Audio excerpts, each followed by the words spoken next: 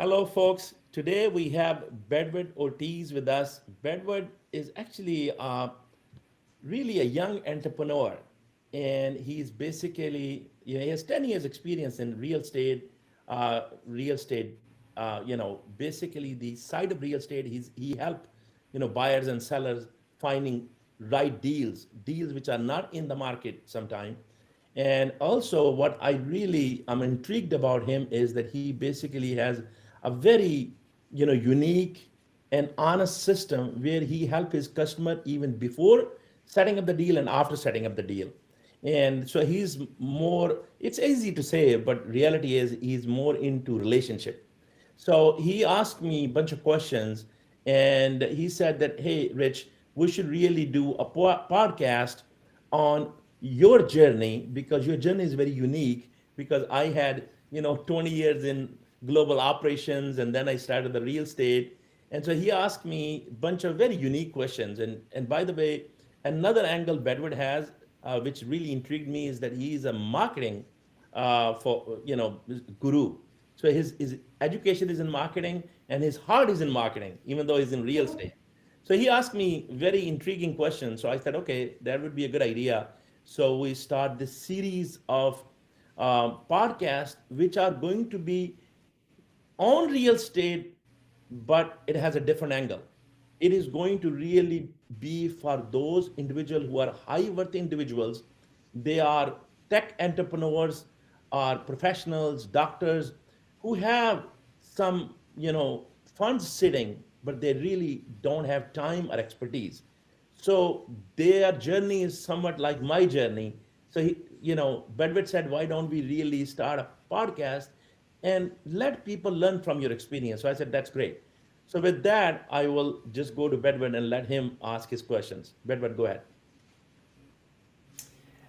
Rich, thank you so much for that introduction. I'm honored to be here, especially knowing your extensive experience, not only in global, leadership, but also in the real estate development, and how going from MIT to Harvard Business School, and knowing that a job wasn't for you. And I think that people that are going to be watching this, Rich, they feel the same way, that a job is not what they really want to settle.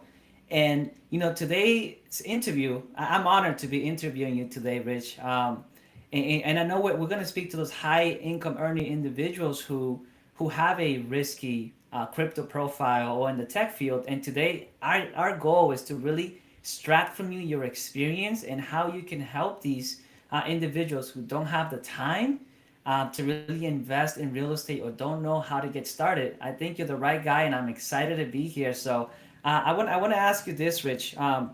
Just because people sometimes don't feel like they have the time to invest in real estate, and I want us to tell us a little bit of your story, how you went from that global leadership role in the corporate world. How do you end up in real estate investment? Can you tell us that, Rich? Okay, sure. Thank you, Bedward. So, first of all, honestly, I'm an entrepreneur at heart. I always really thought that job is really a modern day slavery. So, I really wanted, first of all, I wanted to help people. Really an educator at heart. And whatever I learn, I like to share, propagate. And that's the reason I actually developed a leadership workshop at really my first job. I only have done two jobs. One at Holmes Group as a corporate vice president of purchasing and third-party manufacturing. I set up global operations and third-party manufacturing facilities in China, Europe, Americas. I've been to a few dozen countries. And then from there, I actually started a company called MRP Market just before September 11th. And the idea was to, those days, I mean, I'm talking about 99, 2000, when, bringing goods and services from China all the way to US was not that common. And I set up, that instead of raw material, we bring in, specialized components, like chips or medical devices and their parts and what have you. And so and also consumer electronics and those parts. And yes, people were doing manufacturing all around the globe and in China as well, but it Yep. wasn't that easy. I mean, you're Mm, talking about just when the internet became available and cell phone were not that common or not that good. So you're still using faxes and, handsets and all that. So basically at that time, I thought that if you can set up a global e-commerce engine, mm, where you remember the eBay was very new then, and there were not many companies who are really specialized in specialized components. You could just do an eBay. There was no supplier market. There was no Alibaba then yet either. Alibaba came afterwards. So my idea, vision at that time was that you set up specialized company that does not deal with consumer products but specialized components. And now you, instead of going through faxes, and because the e-commerce is just opening up, and instead of being eBay everything to everybody, you have a specialized platform where manufacturers, sellers, and buyers of the manufacturing companies can interact with. So I think I was a little bit early in the game at that time. My competitor was also Harvard Business grad, who had actually, their thesis was their business plan was based on that, and they started the company about the same time. They only have a couple of dozen of suppliers, and they actually, because they were new and it was hot at that time, and they were sold for mm-hmm. $550 million just before Wow. September 11. And unfortunately, I got hit with September 11 and we became zero. And nobody was investing Wow. in, in e-commerce at that time. So I decided to then go back into the industry and started consulting. And I was hired by a company called Nipro. And after, first couple of months, they said, man, you are making portion of our profitability is going toward you and you're too expensive. So we have to hire you. We got to bring you full time. So I was a single breadwinner at that time with young family. I said, okay, that's fine. Let's do it. And then I ended up working 11 years for them, setting up their global operations in their supply chain, not just for manufacturing goods, but also for IT and systems and all those kind of infrastructure. And then I developed a leadership workshop because I realized engineers don't understand finance guys and marketing people don't understand engineers. So I set up a global leadership workshop where I put cross-functional teams, and I really built, hundreds of case studies of the company itself, dealing with different issues. And then those case studies, I use them to train, cross-functional teams. And those leadership workshops become very popular in the company. So I went around the globe training people, cross-functional teams. First 2 days were educational, and the following 3 days were actually execution of all those case studies, all those problems. We solved them in live sessions with suppliers and buyers and all that. So anyway, so that really was my experience. And then in about 15 years ago, I realized that we need to really look into how these things could be used in different industries. So I basically, like I said, I had entrepreneurial itch, and then I studied 100 different businesses from real estate to restaurant business to consumer electronics, consumer industrial, service industry. So I studied 100 different businesses, and I realized at that time in my life, real estate is the best suit for me, which gives me not only the passive but the active income as well. You could do real estate passive income or active, and then basically I started realizing that I can implement all what I have learned around the globe, and then I can offer different niche for real estate. So that's how I started, and that's how I still believe that these case studies we can present to tech entrepreneurs, and they can benefit from these case studies, and they could really set up their passive or active income in real estate for a sustainable income. Instead of being risky portfolio, you balance the portfolio. That's a great way to end, Rashid. And I love your story, especially because I feel like today we can relate. Like back when you started, e-commerce was very, very hot. But one of the topics that I know has been exploding in the internet and all over the world is the crypto market investing.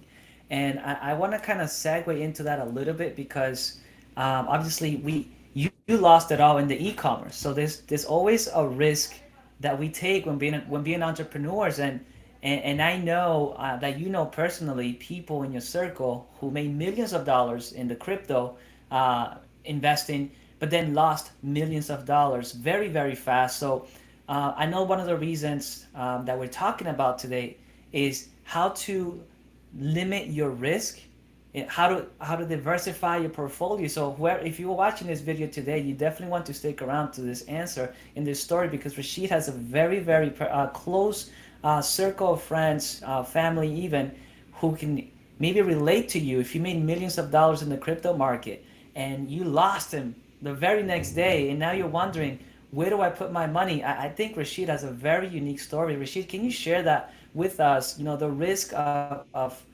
being in the tech and crypto and how going into real estate can really balance that out for a better and safer portfolio? Yeah, so basically in in 2001, I went from top 1% earning to zero. I lost everything I had made in the e-commerce, Wow. and I learned some lessons, and restarted my life almost. And then I worked 11 years in corporate America and rebuilt myself. But again, no matter how good of a job you have, you're always working for somebody, and you feel slavery, and you cannot use all of your skills you have, no matter what job you have. You could be even president of the company, but if you are not founder or entrepreneur, you just don't have that freedom to do whatever you really can and want to do. I remember I met Jim Mm-hmm. Collins, who wrote a book, Good to Great, and his famous quote is, "First who, then what." And I went to Chicago to be part of his Wow. big program. I think there were over 1,000 people in his in his class, and it was a huge hotel ballroom in Chicago. And he delivered you know his speech, so to speak. And then he asked, said, raise question if you have questions. So I raised the question, and I raised the hand, and he asked me, okay. So I said, look, you always say first who, then what. Mean select the right people, and then get onto the bus, and then ask them where to go. So I said, most of the middle managers in corporate America, they have to deliver what, but they do not have ability to select who. Not always you can go to a Wow. corporation, no matter what job you go, and next day you're gonna have a liberty to hire who? No, you have existing team who have existing culture, who have existing mindset. Now you have to deliver what, because you are hired to deliver those what, right? Like either 10% Yes. improvement in this and 15% improvement in that, and this much revenue and this much improvement. But you have the team and you have the culture. So how do you solve that problem? So he didn't have a very good answer. He dangled around and he said, well, you always have some sort of empowerment to select who. I learned through the experience that you may not have the ability to select who unless you start something fresh. Okay. Wow. But then you need to learn to navigate the existing culture and develop people through leadership workshop. And that's the reason I started leadership workshop, because you got to bring people of different background on the same platform. And that's the reason I started this 5-day leadership program. So now, going back to your question, that how do you really manage this risk factor where you are in different industries? At that time, e-commerce was very risky but very rewarded business. Nowadays, crypto is a very risky business, very very risky industry. Yes, there is a reward, and I do believe there is a future in it. But I believe this is still at a very infantile stage, and you got to be careful. If you are investing in crypto, buyer be aware. You could lose. And to tell you the truth, I have lost a decent amount of money in crypto as well, because when you're an Wow. entrepreneur, you try everything. When you learn. Right. So I actually, if somebody want to know balanced portfolio and crypto and real estate mix, I actually already have a video on my YouTube channel. Watch that. It says, how to balance your risk. And but over here, I just will give you a quick synopsis that if you really are in risky portfolio business, and not necessarily you have lost everything, if you haven't lost everything and you have something, my guidance to you, because I've seen many of my family members who made a lot and lost a lot, and I always give them advice to balance your portfolio. And yes, you can invest in different ways. Some people like to invest in stocks and trading and what have you. I believe, and I have studied 100 different businesses, I believe real estate is the most risk averse business and sustainable. And it was there from day one, and it's going to be there till the day end of the days. So, and even God says that if we want to give you stability on the earth, we give you ownership of real estate. So, these Yeah. are sort of Wow. my words, but I got this idea from Quran. And I'm sure Bible has the same idea that whoever God has given stability on the earth, is given some sort of real estate. So real estate is something which is going to stay forever. Now we can talk further that how to further mitigate risk in real estate. But I honestly felt that, this was the best decision I made. This gives me freedom of time, and this also gives me ability to utilize all of my skills, my engineering skills. I use my engineering skills every day, and we can go on and more in podcast and talk about that. I use my Yes. operation skills. I use my leadership skills. I use my negotiation skills. I use all of my skills every single day, and yet build the real estate portfolio. And that's the reason I want to share with all of you, and especially my those, brothers and sisters and friends who are in the high tech business, or they are doctors or engineers or professionals, and maybe even business owners who do not have real estate portfolio. Every single friend I have, I always teach them that you don't need to come to me. You can come to me and I may advise you, but my advice to you is that you can watch my videos for free, and or other people's video, and you need to really have a real estate portfolio. You need to invest a certain portion of your money into real estate if you want to have some sustainability.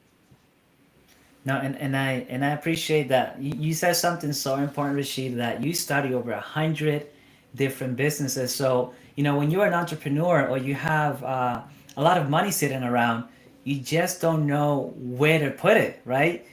So given the fact that you looked over so many, I think you said restaurants and different industries, and you land in real estate, and you said something very important that when you are the landlord or the owner of the land, right?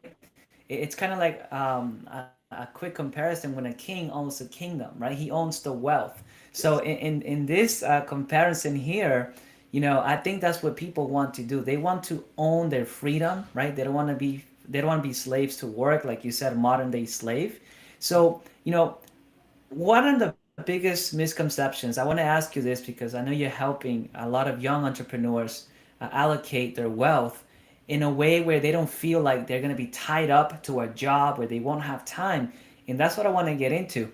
A lot of these high income earners, entrepreneurs, they may say, well, Rashid, it may have worked for you, but I just don't have the time to get into real estate. What would you say to those individuals who feel that they don't have the time to get into real estate investing? How could you, with your engineering mindset and again the experiences that you have, how can you help them overcome that and say, listen, we're not going to get you tied up in a 9 to 5. Matter of fact, we're going to handle a lot of this for you. Can you explain a little bit how would that look like when somebody does decide to maybe partner up with you in this journey?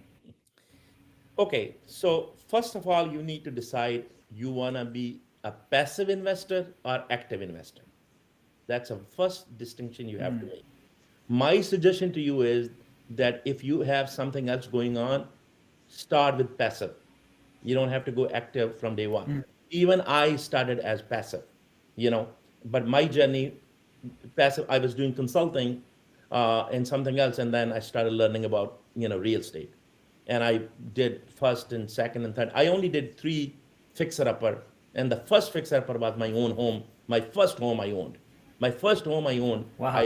I bought really a very rundown place, and I fixed it up, and I did well. And so when I got totally beaten out in 2001, and the first money I got, I was zero. And then when I started making money, and I was lucky that I got a pretty good bonus because I was able to save company $1 million in very short period of time. Wow. It was actually within a month. So they gave me a very nice bonus. So the first bonus I got, I decided that I need to really get because I didn't own any home. So I decided I need to buy a home. So I bought the home myself, and it was a rundown home, and I had a vision.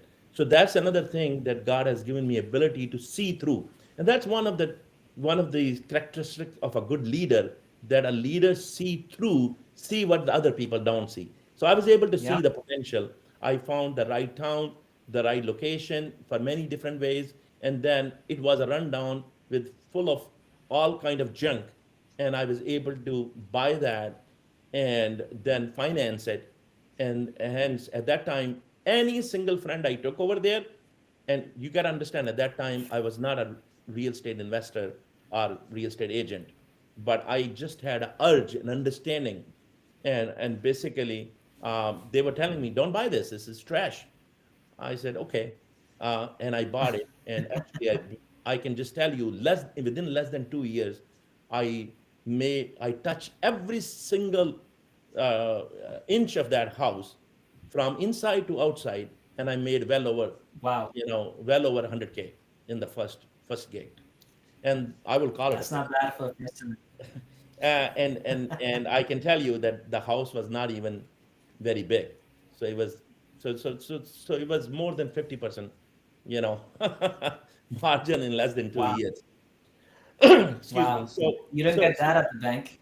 so that was my first gig, and then I had a second gig where I was able to see again, because of my engineering and global operation, skills and all that leadership. These are indirect learning. I was driving by. I started networking with somebody. Every time I go by, this person was working on their lawn. I started developing relationship, and then one thing led to another. I asked him, what's his plan, and he told me his plan, and I realized that he had a single family home, but he has some land in the back, and I did a little bit of, investigation on my own, and I was able to realize that there's a potential here, and the person really needed some help to move because, he needs to move out. He was a single person and he couldn't afford all that, and I was able to move him to a different, nicer location, and I bought that property from him. Again, once again, I was not an agent yet. I was not a broker. I had no real estate, you know, knowledge at that time. I had some, but not a lot. So I bought that, and then I was able to develop a whole. It was one home, and I was able to develop like 6 homes out of that. Actually, four Wow. multifamily, four multifamily, and two single family. It was a mixed zone. So, and then there were others like that. But anyway, it goes back to, how do you crack that nut when you especially don't have time? Well, my mantra is that do the best, outsource the rest. You continue doing what you're doing best at, and then find the right Wow. partner who knows the other side. Now, I don't really do this for living yet, that I find deals for people, but I could help if there is a high worth individual serious. There will be a filter. We are thinking of setting up a funnel where, we will not be taking everybody. We would be selective on certain individuals who are, who want to invest certain portion of their portfolio, and we then manage that portfolio for them, or we become a partnership. It has to be, they would not be paying a single penny to me. They would be paying toward the new corporation we set up, where we will have maybe 50-50 or some sort of a venture. So that needs to be established. However, if a lot of my friends, they call me, and sometimes I set up the video for them. A lot of my videos are based on the questions people ask me. Hey, how do I start? So I have a video already on my channel that says how 5 steps to become a real estate entrepreneur, or 10 steps of buying the first land project. And I have different videos already in there. Learn from them. If you want a first consultation, I can just take a call. But to be honest, time is my biggest commodity. I can't be just answering your questions and not really doing the work. My first consultation would be free, but then after that, we have to find something which will help, both sides. No, that's key to know that you're able to see what other people don't see, and I think that's where in real estate a lot of investors miss out because they don't know what they don't know. And again, given your experience, and I know you spoke about value chain and and how that plays a role in your engineering background as well and your global leadership. I think we're coming to the end of this podcast here, but if you've been listening this far, it's because you're really interested in knowing, how I can mitigate my risk, how I can get into real estate without being a full-time investor or not knowing where to start. I know, Rashid, when you started, like you said, a lot of your friends discouraged you, right? But you had that insight, that knowledge, that push that said, no, I think there's potential here. So for people that are watching right now, especially young entrepreneurs in the tech and crypto market, partnering up with Rashid has been for me definitely an opportunity that I don't want to miss out on because the knowledge that he has, the insight, the connections that he has. I know you have a assisted living project coming up, which is I think what do we say, 88 units? Am I right there, or it's a little bit more, a little bit less? I think you mentioned a big number. I'll let you tell us how big of a project that is for listeners here so you can see that we're not talking about something small, we're talking about big potential. So if you don't have the time to invest or to become an investor, we're opening up this opportunity right now to partner up with somebody who's been there, done it, and now he wants to give back, and we got to take advantage of this right now. Rashid, you want to tell us real quick before we finish our podcast, what is this project that's coming up, and what is so exciting about it for people that are listening right now? So better, it's about 27 minutes in there, and I think we wanna close it at 30 minutes. We don't want to bore people, but we want to tell them that this is a continuum. There's a lot to tell. That there are things we're going to be talking about, how to buy land and how I buy land, what to look for, and then what to do if you're buying a house. Should you buy a house now? Is it a good market, or should you build the house? If you want to really invest, where do you invest in land or multifamily, single family? We're going to be talking about this almost every other day on these topics. But today I will just leave it here that the whole value chain is huge. Just like you have a value chain in any industry, in real estate there is a value chain, and we will break it down for you, one step at a time. We'll be talking about land, we'll be talking about single family, we'll be talking about multifamily, we'll be talking about senior living, assisted living. We'll be talking about storage homes. We'll be talking about all different kind of things in real estate and how we can help. I just want to clarify one thing. I have not taken any investor or anybody. I want to be very, very clear and careful, and I'm not asking you to invest with me at this point. I will be happy to at this point, and then we'll filter it out and see if it makes sense. We go, excuse me, we go in some sort of a partnership where you will be putting your money into that partnership, not personally giving it to me.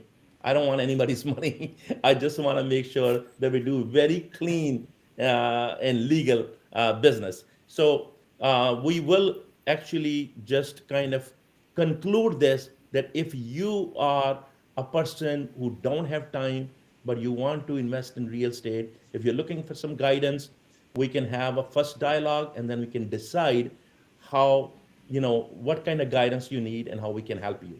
A. And B, if you want to really invest, then we will, figure out that if it makes sense to go in some sort of, partnership, whether in, finding a land, developing a land, you know, setting up some tenancy and finding some rental properties, finding multifamily, finding, senior living. Just for example, I bought a land in Northborough, Mass, and then I realized that this could be an excellent facility for senior living, and we are setting a senior living, which is 30 to 40 million dollar project. And then again, in that there are different aspects.